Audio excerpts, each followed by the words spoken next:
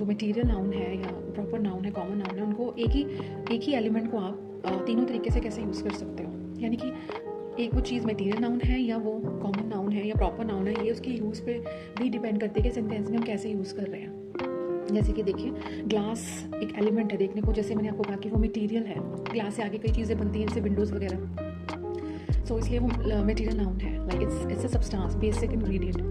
सो example है the window is made of glass, बिल्कुल ठीक है बात है, इसलिए वो मटेरियल नाउन है। लेकिन अगर मैं इसको प्रॉपर नाउन की तरह यानी name of some particular thing की तरह यूज़ करना चाहूँ, स्पेसिफिक नेम की तरह, तो आप एग्जांपल देख सकते हो ग्लास एक मूवी की तरह, ग्लास नाम की मूवी भी बनी थी। So Glass was directed by M Shyamalan. So अगर मैं इसकी मूवी का नाम बना दूँ ग्लास को, तो वो एक प्रॉपर नाउन बन जाएगा।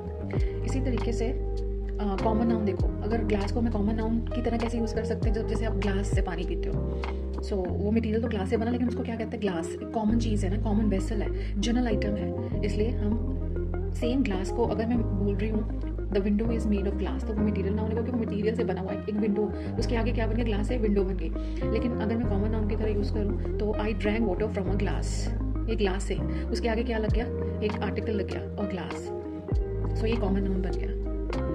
और इसी से हमें एक फीचर्स का और पता चलता है कि जो मटेरियल नाउन होते हैं उनके आगे कोई भी आर्टिकल जो है नहीं लगता।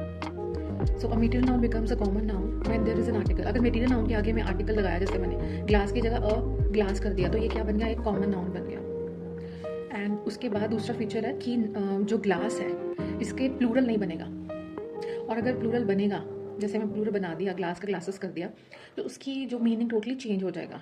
ग्लास का ग्लासेस बना दिया, ग्लासेस का मतलब जैसे जैसे मैंने बताया कॉमन नाउन बन गया, ग्लासेस मतलब काफ़ी सारे ग्लासेस हो गए, या फिर ग्लासेस का मतलब स्पेक्टिकल्स भी होता है कि नहीं, स्पेक्टिकल जो हम डालते हैं, ठीक है। और इस तरीके से एक और एग्जांपल देखो, वुड एक मटेरियल है ना, वुड से कितने फर्नीचर बनता है, लेकिन अगर मैंने इसको प्लूरल बना दिया वुड्स, तो इसका जो मीनिंग है वो चेंज हो गया। वुड्स का मतलब होता है फॉरेस्ट या जंगल।